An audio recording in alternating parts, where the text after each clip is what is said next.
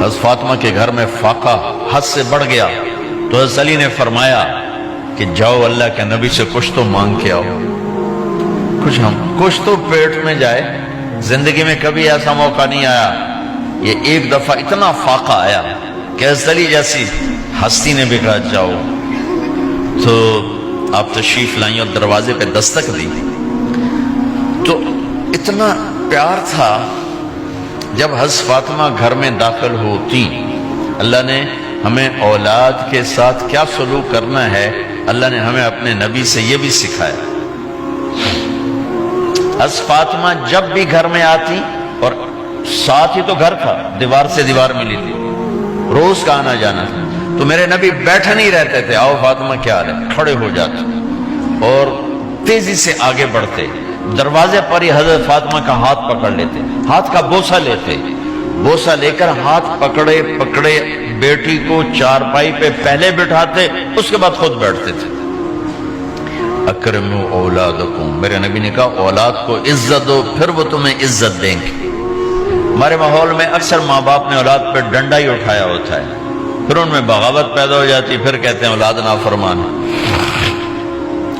آپ نے دستک دی تو کہنے لگے یہ تو فاطمہ کی دستک ہے، خیر تو ہے، پہلے تو کبھی اس وقت میں آئی نہیں۔ تو آپ نے ام ایمن سے کہا دروازہ کھولو۔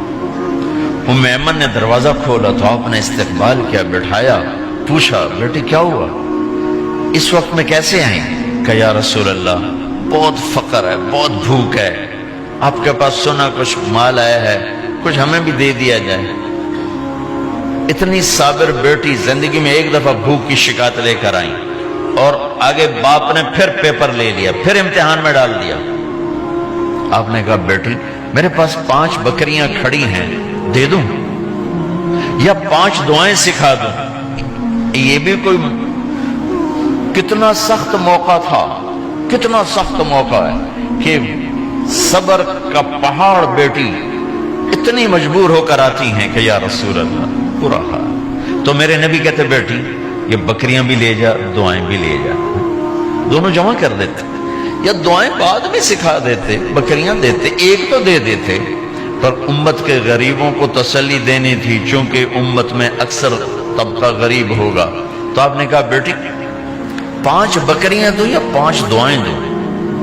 تو وہ سمجھ گئی اپنے باپ کے مزاج کو کہ ابا جان امتحان لے رہے ہیں، تو کہا ابا جان بکریاں چھوڑ دیں، مجھے دعائیں سکھا دیں، مجھے بکریاں نہیں چاہیے۔ بھوکے کی رات بھی گزر جاتی ہے اور بھوکے کا دن بھی ڈوب جاتا ہے۔ تو آپ کا چہرہ ایسے کھل گیا کہ میری بیٹی پاس ہو گئی۔ کہا بیٹی آپ تم دعا میں یہ کہا کرو یا اول الاولین یا آخر الاخرین یا ذا القوة المتین یا راحم المساکین یا ارحم الراحمین، یہ تیرے لیے 5 بکریوں سے اعلیٰ چیز۔ اب گھر واپس گئیں خالی ہاتھ۔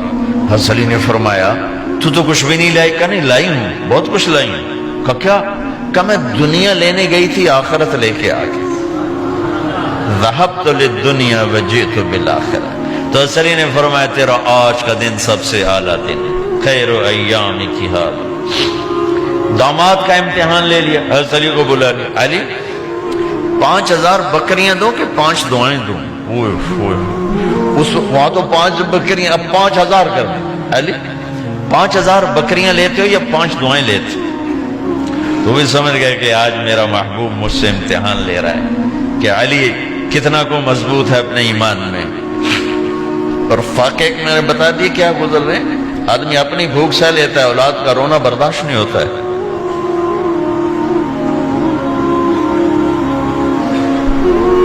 علی 5 دعائیں دوں کہ 5000 بکریاں؟ حضرت علی نے عرض کی یا رسول اللہ دعائیں سکھا دیں، بکریاں نہیں چاہیے۔ میرا نبی کا چہرہ کھل گیا کہ میرا داماد بھی پاس ہو گیا۔ علی تو یہ دعا مانگا کر روزانہ، اللہم اغفر لی ذنبی ووسع لی خلقی وبارک لی فی رزقی وقنعنی بما رزقتنی ولا تذهب قلبی الی شیء صرفتہ عنی۔ یہ 5 دعائیں تو مانگا کر، 5000 بکریوں سے زیادہ ہے۔ اللہم اغفر لی ذنبی، اللہ میرا گناہ معاف کر، وسع لی خلقی، میرے اخلاق عالی شان کر، بارک لی فی رزقی، میرے رزق میں برکت دے، قننی بما رزقتنی، مجھے لالچ سے نکال دے، مجھے لالچی نہ بنا، مجھے حریص نہ بنا، ولا تذهب قلبی الی شیء صرفتہ عنی، جو تو نے مجھے دیا نہیں اس کی میرے اندر سے طلب بھی ختم کر دے، مجھے اس کا طلبگار بھی نہ بنا، کہ یہ 5000 بکریوں سے زیادہ ہے۔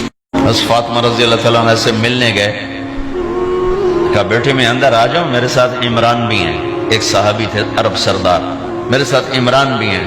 کہا ابا جان میرے گھر میں اتنی چادر نہیں کہ اپنے آپ کو چھپا سکوں، پردہ کرنے کے لیے میرے پاس چادر کوئی نہیں، تو آپ نے اپنی چادر اندر دے دی، کہا اس سے پردہ کرنا، تو لپیٹ لی۔ اب اندر آئے تو آپ نے پوچھا میں نے سنا تھا تو بیمار ہے، میں تیرا حال پوچھنے آیا ہوں، تو باپ کو دیکھ کے آنسو نکل آئے کہ یا رسول اللہ بیماری بھی ہے اور بھوک بھی ہے، دونوں ہی ہیں، صرف بیماری نہیں بھوک بھی ہے، بڑے بڑے مصیبتوں سے لڑ جانے والے ماتھے پہ کبھی بل نہ آیا، بیٹی کے آنسوں نے پگھلا بھی دیا اور رلا بھی دیا، آپ بھی رو پڑے، آپ بھی رو پڑے۔ پھر کہا میری بیٹی نہ رو، والذی بعث اباک بالحق ما ذقت من 3 ایام طواقا، آج تیسرا دن ہے میں نے ایک لقمہ نہیں کھایا، میں تیرے ساتھ۔ اور میری بیٹی میں تمہیں بتاؤں، میرے رب نے مجھے کہا تھا میرے حبیب اگر آپ چاہیں تو احد پہاڑ سونا بنا دو، 10 میل لمبا چوڑا ہے احد پہاڑ، 10 میل، میں احد پہاڑ سونا بنا دوں آپ کی خدمت میں پیش کروں؟ تو میں نے کہا نہیں یا اللہ مجھے نہیں چاہیے، میں ایک دن بھوکا رہوں گا، ایک دن کھانا کھاؤں گا۔ پھر فرمایا بیٹی کیا تجھے یہ عزت کافی نہیں ہے کہ اللہ نے تجھے جنت کی عورتوں کا سردار بنا دیا؟ یہ سرداری سونے چاندی میں تل کے نہیں ملی، ہوئے ہوئے ہوئے میں قربان جاؤں۔ بھائیو آپ سب ماشاءاللہ نوجوان نظر آ رہے ہو، تھوڑا وقت نکال کے اگر آپ پڑھے ہوئے ہو اپنے نبی کی زندگی پڑھا کرو، اپنے نبی کی زندگی پڑھا کرو، بڑا ایمان بھی بنے گا، حوصلہ بھی ملے۔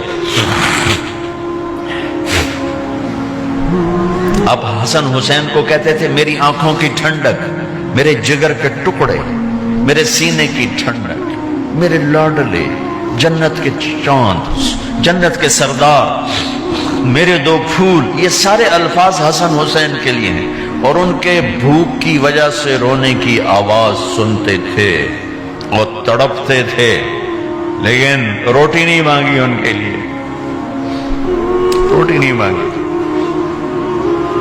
کہ اپنی امت کے غریبوں کو تسلی دینی تھی کہ اگر میں فقیر بن کے جا رہا ہوں تو تمہارے اوپر بھی امتحان ہے، چند دن برداشت کرو۔ آپ نے فرمایا سب سے پہلے میں جنت میں داخل ہوں گا، سارے نبیوں پر جنت حرام ہے جب تک میں نہ چلا جاؤں، اور ساری امتوں پر جنت حرام ہے جب تک میری امت نہ چلی جائے، سب سے پہلے میں جنت میں داخل ہوں گا، وما یا فقراء المؤمنین، اور میرے ساتھ میری امت کے غریب لوگوں، میرے ساتھ میری امت کے غریب لوگ میرے ساتھ پہلے داخل ہوں گے۔